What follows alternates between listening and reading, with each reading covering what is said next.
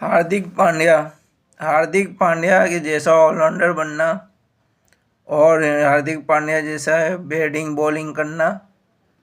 अभी तक international cricket में कोई ऐसा ऑलराउंडर नहीं है जो वन साइडेड करके ये मैच को जिता के लेके जा। भाई क्या बॉलिंग करते हैं, क्या बैट्समैन है। ऐसा लग रहा था कि इंडिया 130-140 रन तक ही रह जाएगी। जब हार्दिक पांड्या आए तो फिर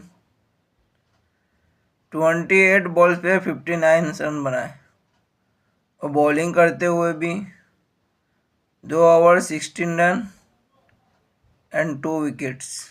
और बैटिंग तो आप देखिए 200 रन के स्ट्राइक रेट से 4-6-4 मारा है हार्दिक पांड्या ने।